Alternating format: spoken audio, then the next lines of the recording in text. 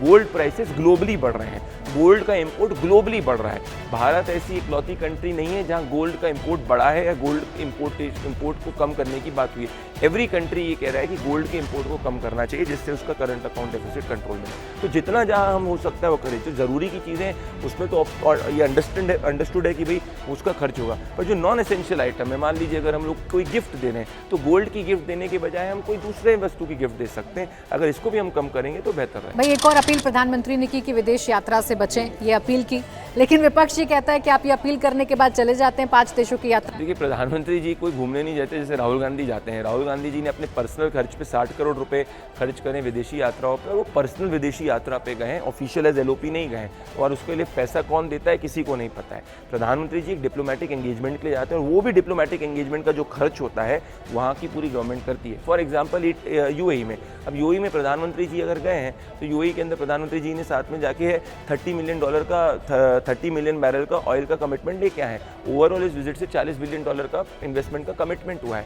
तो ये प्रधानमंत्री जी, मनमोहन सिंह की कांग्रेस कैसे ट्रैवल करती थी, अगर उसको 5 नॉर्डिक नेशंस में जाना है तो वो एक नॉर्डिक नेशन में जाएगी वापस आएगी, फिर दूसरे नॉर्डिक नेशन में जाएगी वापस आएगी। देश की संपत्ति का खर्च तब होता है जब राहुल गांधी, इंदिरा गांधी सब मिलकर अपना बर्थडे जो है वो एयर इंडिया के एयरक्राफ्ट पे बनाते हैं, या राजीव गांधी पर्सनल वेकेशन के लिए INS कैरियर को जो है पर्सनली उसको एक हॉलीडे डेस्टिनेशन के रूप में यूज़ करते हैं। तो देश की जनता समझदार है कि ग्लोबलाइज्ड वर्ल्ड के अंदर प्रधानमंत्री जी स्ट्रैटेजिक इन्वेस्टमेंट्स लेके आते हैं, स्ट्रैटेजिक मैनूवरिंग करते हैं। इसीलिए आज आप चेक कर लीजिए, इतने ग्लोबल क्राइसिस हुआ प्राची जी, दुनिया के अंदर कंट्रीज कह रही है कि भाई फ्यूल राशनिंग कर दो, पेट्रोल पंप बंद करने की कांग्रेस कर रही थी, अब बाकी कंट्रीज कर रही है। भारत के अंदर दिक्कत, मैं कह रहा हूँ कि क्या सबसे कम दिक्कत का सामना आम आदमी को करना पड़ा है, ये आम आदमी भी जानता है। आम आदमी को चिढ़ाने के लिए राहुल जी कह रहे हैं कि आप मेलोडी देने चले गए, अब उनको मेलोडी से चिंता हो रही है, चिढ़ हो रही है कि मेलोडी के पीछे का आप इतिहास पे जाइए। मेलोडी एक पार्ले कंपनी द्वारा जो है वो बनाई जाती है।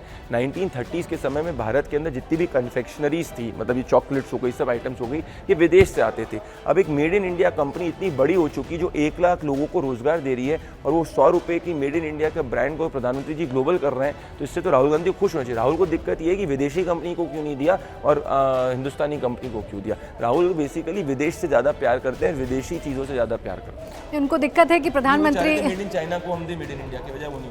वो कह रहे हैं मुस्कुरा क्यों रहे हैं जब इतना वैश्विक संकट है, मुस्कुराकर मेलोडी क्यों दे रहे हैं।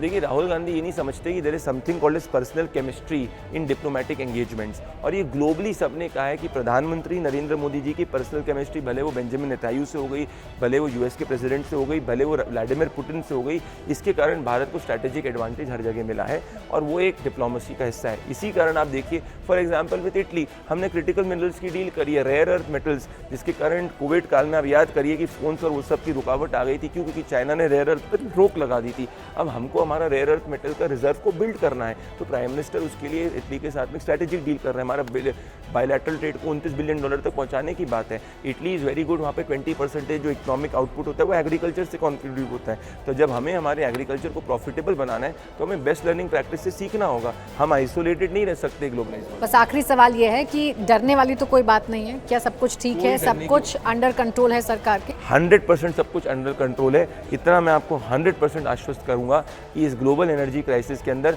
भारत के आम आदमी को सबसे कम दिक्कत का सामना करना पड़ेगा। सरकार आपसे कुछ छुपाएगी नहीं। भारत मजबूत है, भारत सुरक्षित है, और भारत इस क्राइसिस को, जैसे पूर्ण के अंदर सभी क्राइसिस को उसने पार किया था, आपको कोई घबराने की जरूरत नहीं, बट हाथ जोड़कर जितने भी नॉन एसेंशियल इंपोर्ट्स हैं उसको कम करिए।